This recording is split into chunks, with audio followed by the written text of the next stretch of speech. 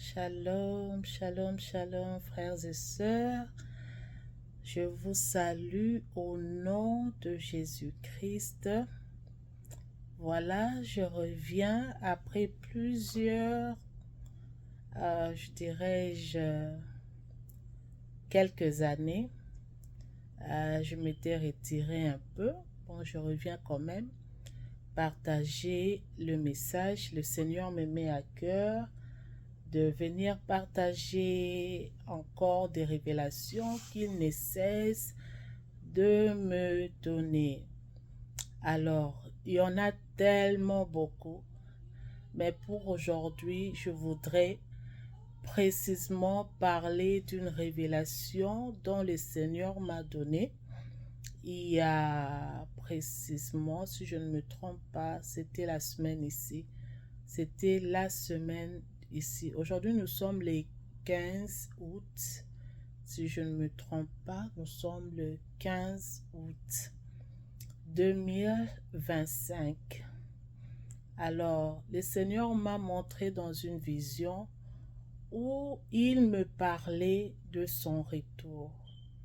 Il m'a donné, c'était aux environs de 3 heures du matin, quand je me suis réveillée de la vision, que j'ai regardé ma montre, mon téléphone, il était 3 heures du matin.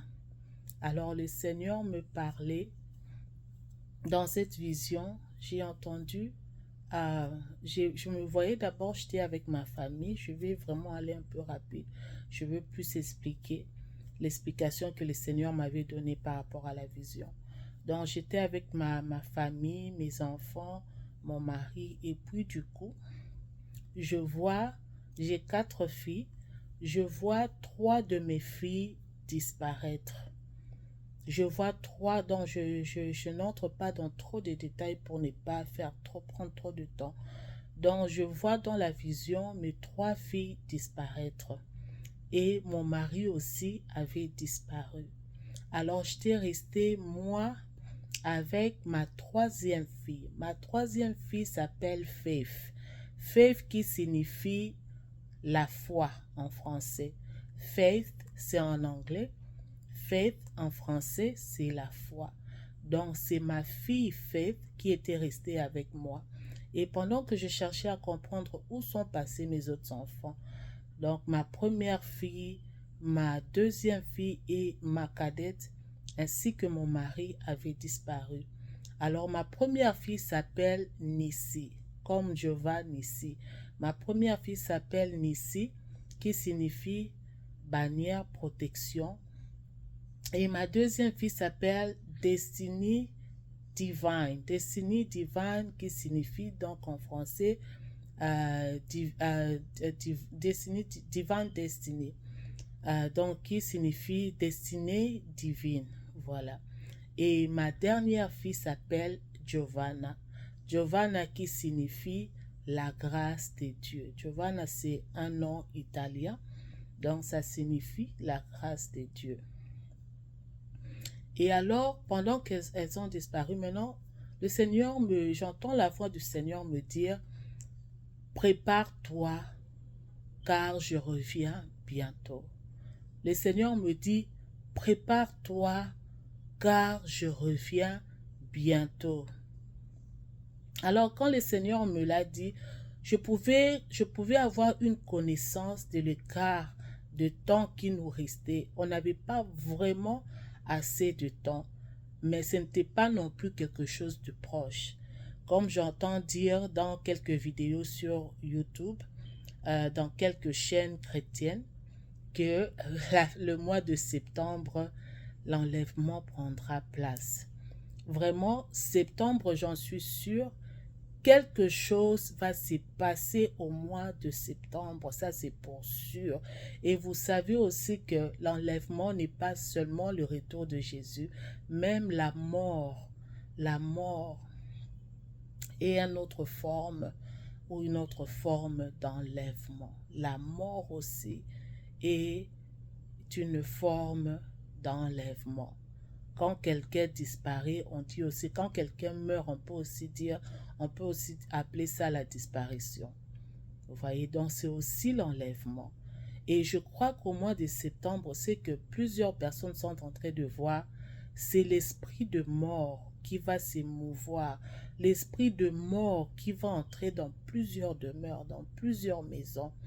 Ça, c'est vraiment d'autres visions, mais juste pour enlever un peu la panique dans la tête des gens que la fin du monde, pour ceux-là qui ont écouté le message, soit disant que la fin du monde, Jésus revenait au mois de septembre.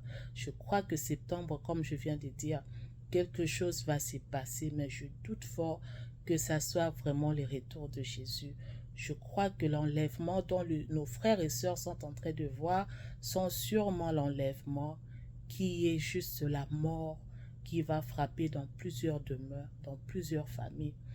Alors nous devons nous préparer, parce que même si Jésus ne revient pas, l'enlèvement qui est certain et qui peut nous affecter par la mort, quitter cette terre, c'est aussi l'enlèvement.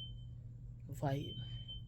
Et je crois que par plusieurs visions dont le Seigneur nous a déjà donné, la mort vraiment va frapper dans ce temps ici. Parce que l'Antichrist va se présenter bientôt. Il est déjà là. Au cas où vous ne le savez pas, l'Antichrist est déjà là. Alors, pour rentrer dans la vision que le Seigneur m'avait donnée, pendant que je cherchais à savoir qu'est-ce qui s'est passé, où sont passées mes autres filles, ainsi que mon mari, le Seigneur me fait comprendre que il me parle, il me dit, j'entends sa voix me dire, je reviens, prépare-toi. Je reviens, prépare-toi. Et quand il m'a dit ça, j'avais compris que il avait déjà repris mes autres filles, ainsi que mon mari, et que moi, il était aussi sur le point de me prendre. Parce qu'il y a une chose que le Seigneur m'avait fait comprendre sur l'enlèvement, que nous serons enlevés par groupe. Nous serons enlevés par groupe. Je crois que c'est dans les livres d'Apocalypse. C'est quoi? C'est dans les livres d'Apocalypse où on appelait chaque tribu, si je ne me trompe pas.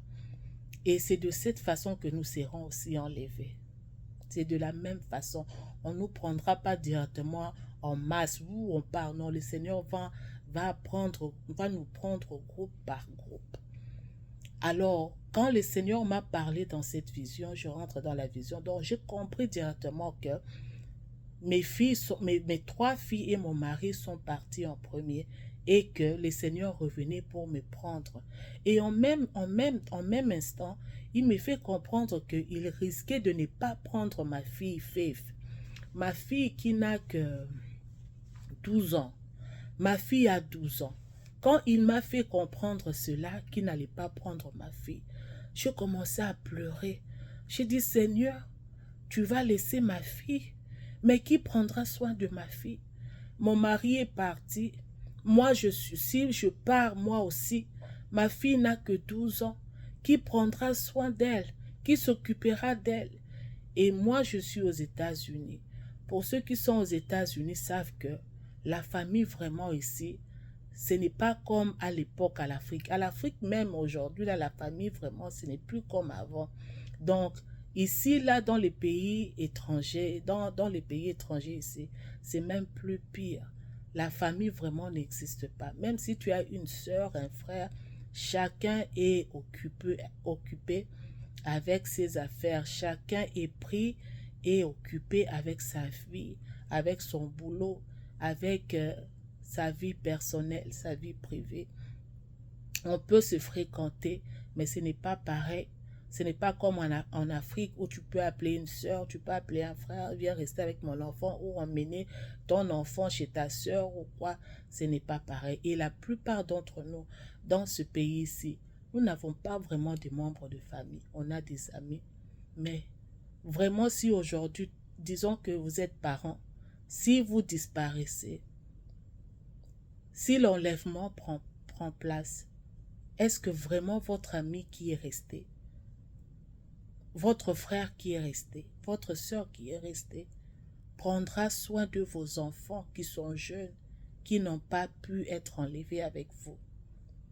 Et par cela, le Seigneur me faisait comprendre l'importance en tant que parents de ne pas aller vers le Seigneur nous-mêmes, mais d'emmener nos enfants avec nous. Enseignez vos enfants la parole de Dieu. Enseignez à vos enfants la crainte de Dieu, l'obéissance de la parole et la pratique de la parole de Dieu. C'est très important. Nous devons pratiquer la parole de Dieu. Et quand nous cherchons le Seigneur, rassurons-nous de chercher le Seigneur avec nos enfants. Il ne faut pas qu'aujourd'hui tu sois enlevé, toi tu ailles au ciel et que ton enfant reste, ton enfant rate l'enlèvement. C'est ta responsabilité, ton enfant est ta responsabilité, toi parent. Alors pour rentrer dans le rêve, dans les rêves, je pleurais, je disais Seigneur, qui prendra soin de ma fille? Seigneur, ne laisse pas ma fille. Je suppliais le Seigneur, ne laisse pas ma fille. J'ai pleuré, j'étais dans la douleur, je pleurais.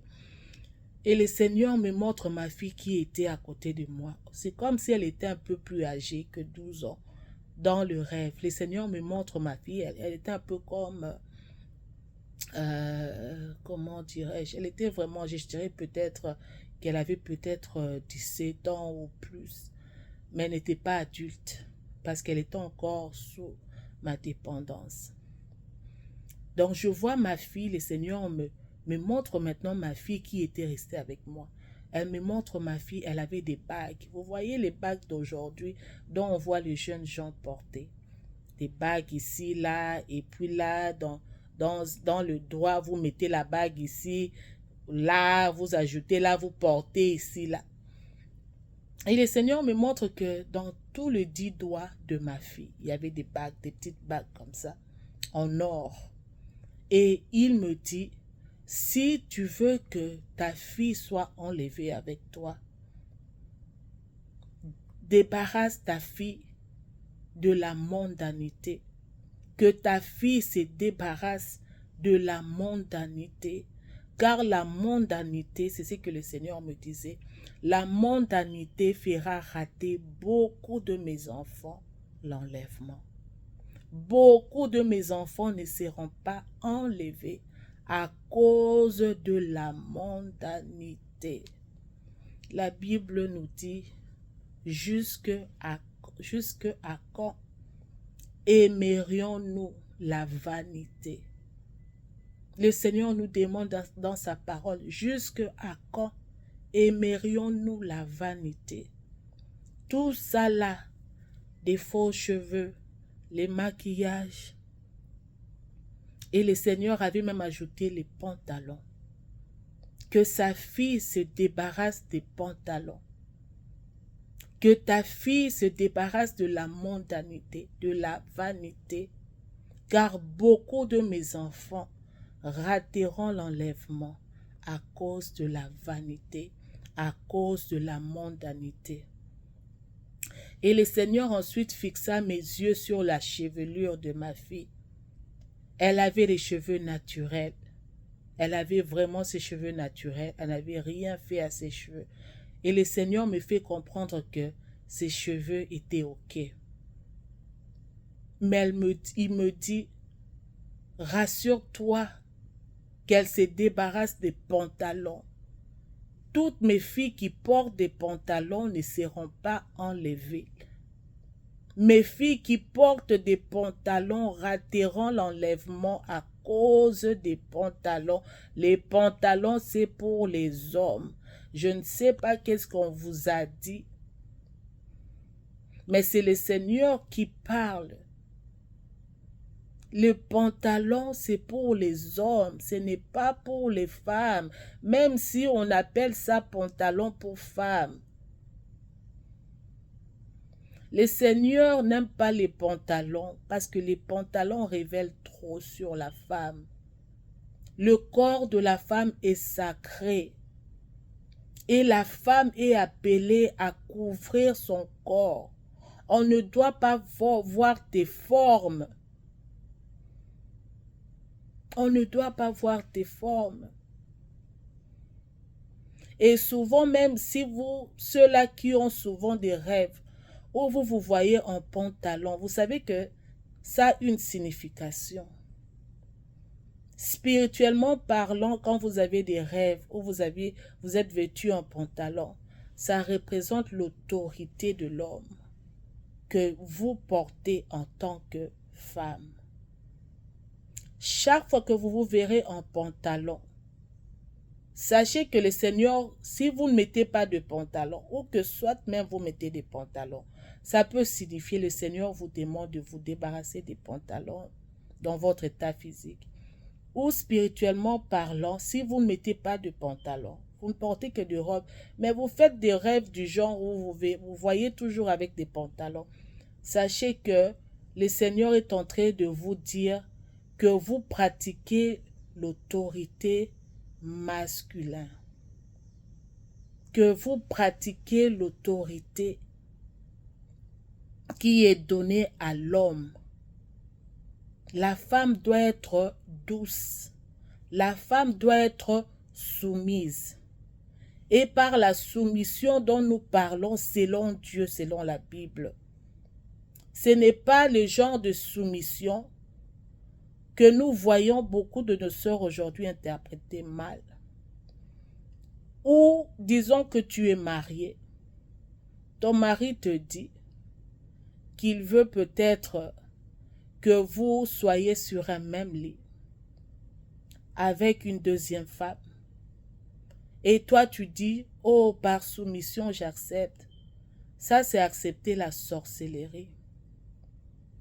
Tu ne te soumets pas à Dieu, tu te soumets aux démons qui opèrent derrière ton mari. Le Seigneur ne te dit pas de ne jamais dire non face au mal, même si ça vient de ton mari. Ce n'est pas ce que le Seigneur te dit quand il t'ordonne d'être soumise. Avec beaucoup de douceur et de respect, vous pouvez rejeter une offre. Vous pouvez rejeter une offre.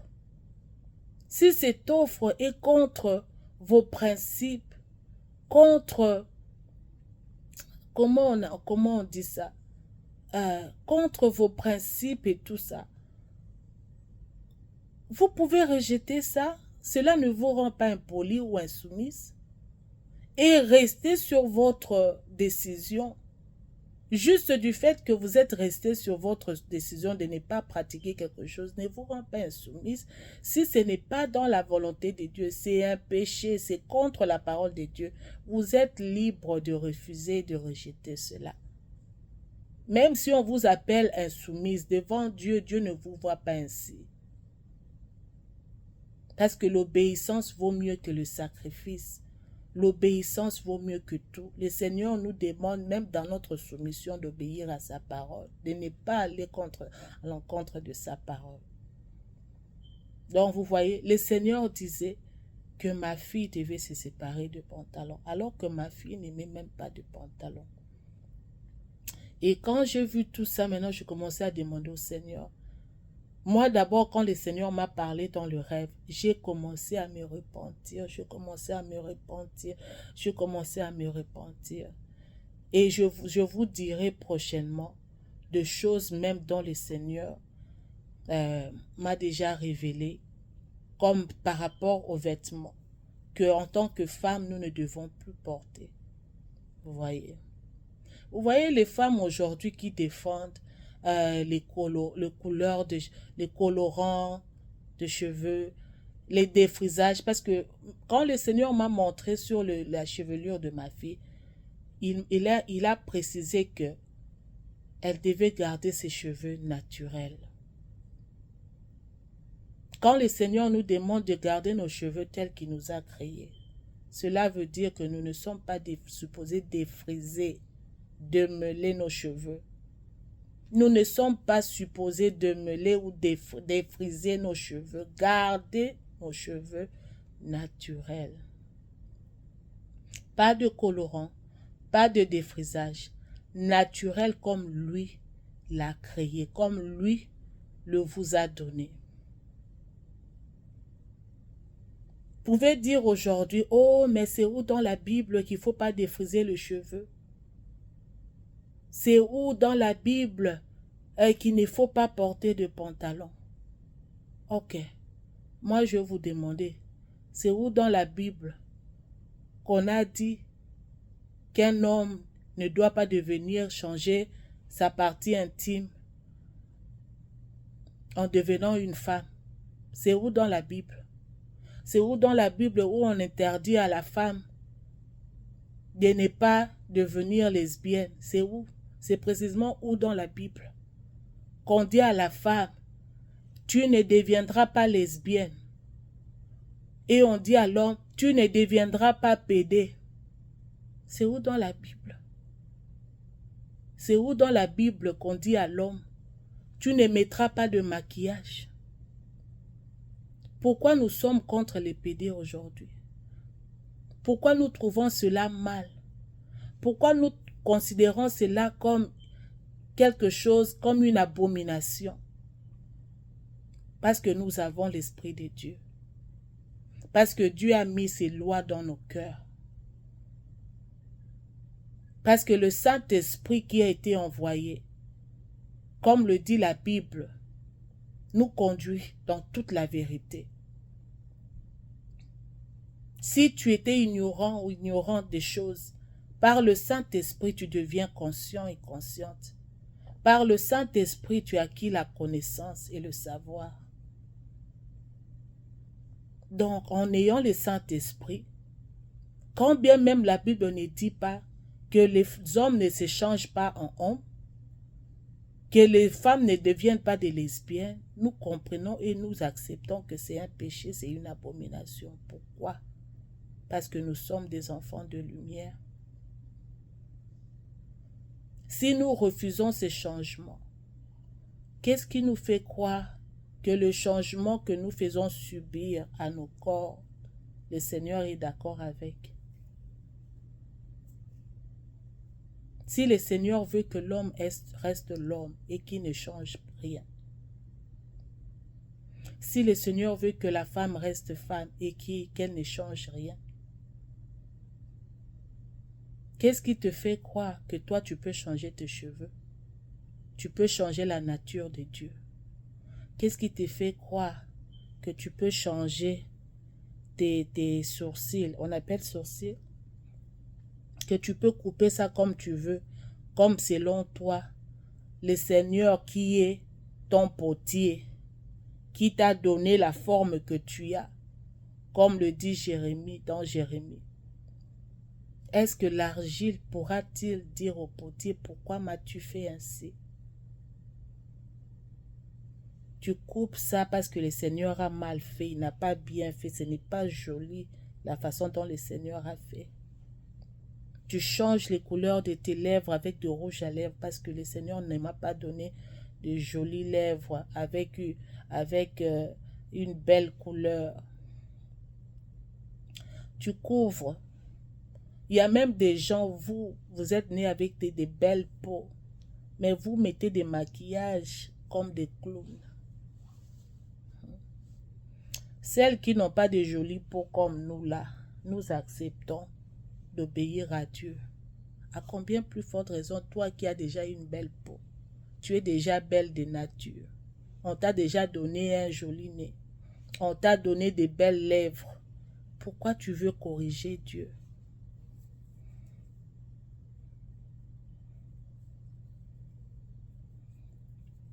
Si les pédés et les lesbiennes n'ont pas le droit de changer leur vraie nature, toi non plus qui ajoutes des choses sur ton corps, tu n'as pas le droit de changer ce que Dieu t'a donné.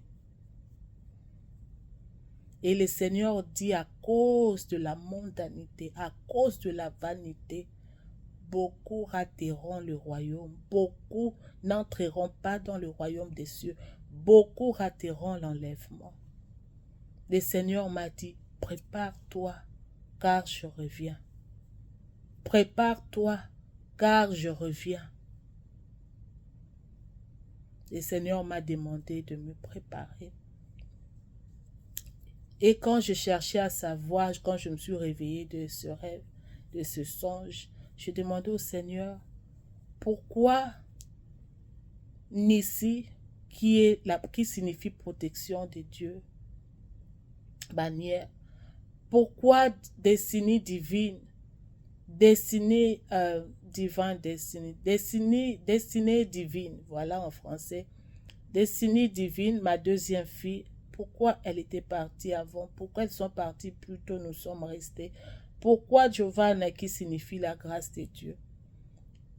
Le Seigneur me dit, dans les temps de la fin, une fois que l'enlèvement prendra place, le Seigneur me fait comprendre qu'il n'y aura plus de protection. Vous voyez la protection, bon, il y a un autre sujet même, ça je vais entrer prochainement. Vous devez déjà savoir que nous sommes là avec des démons. Les démons que nous avons toujours eus avant là, se sont ajoutés à d'autres démons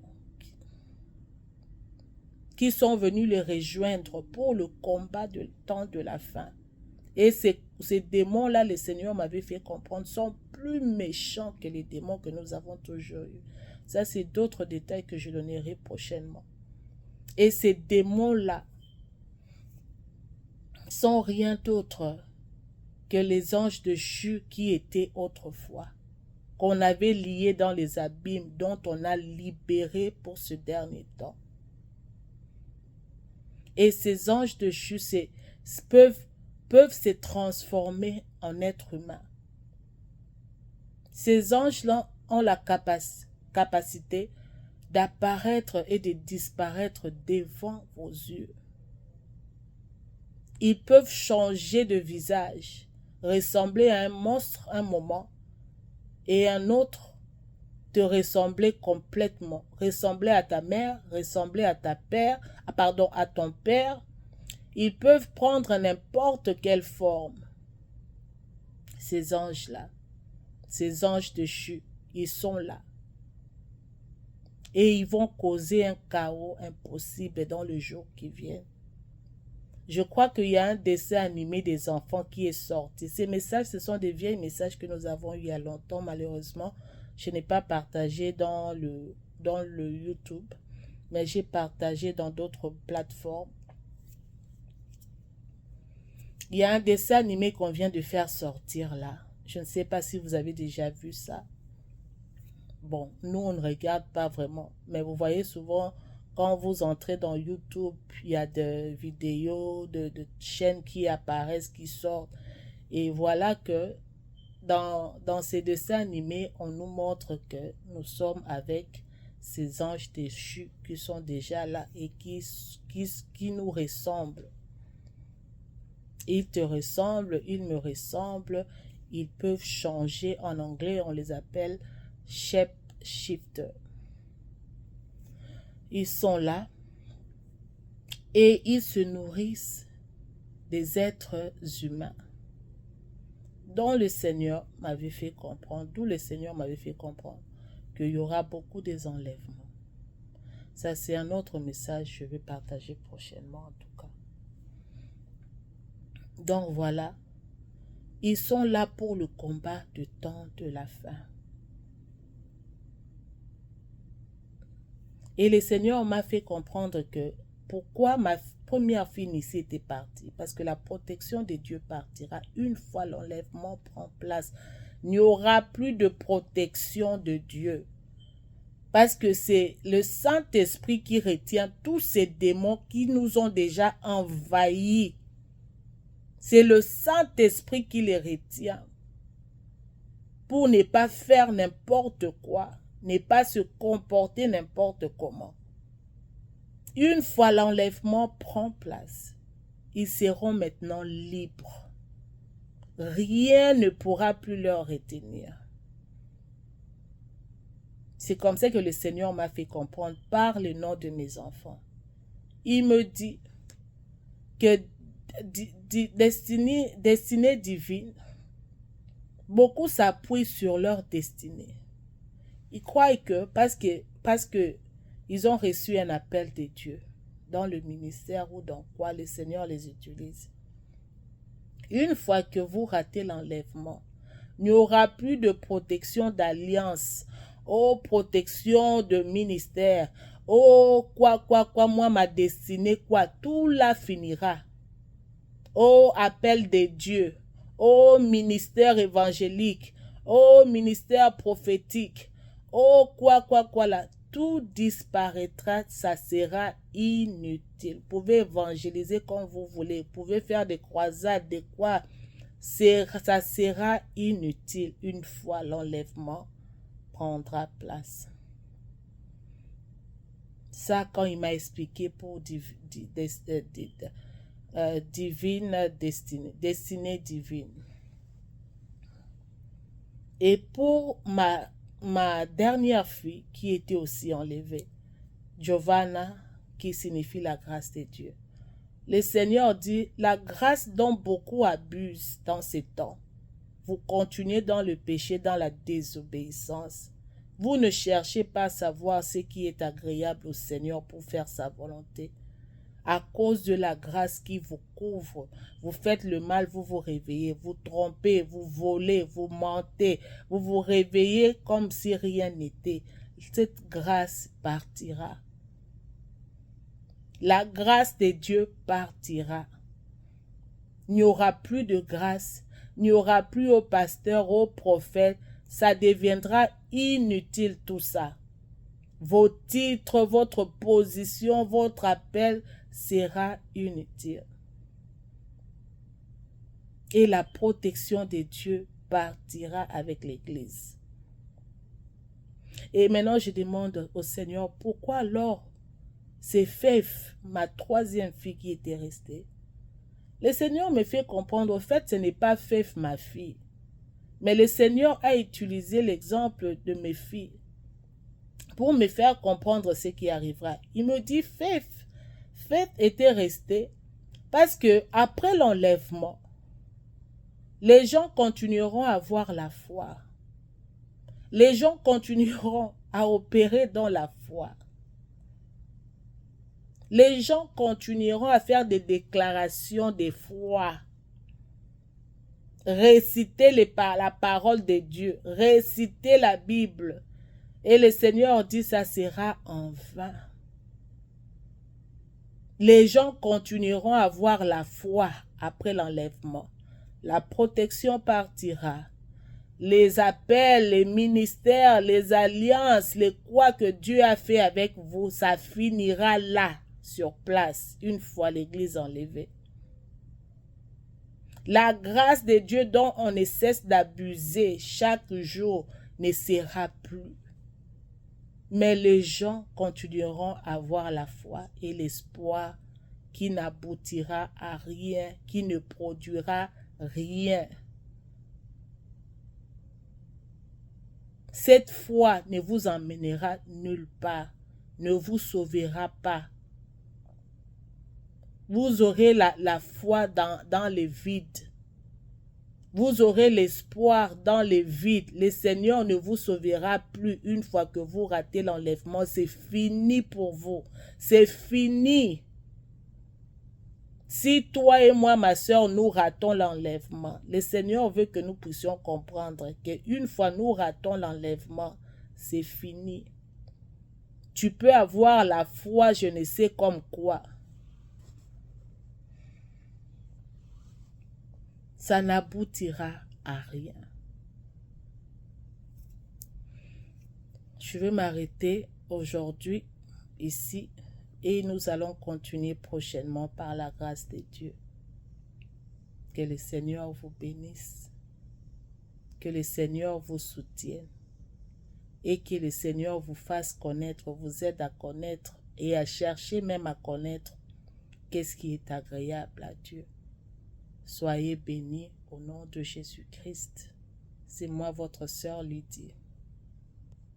Merci.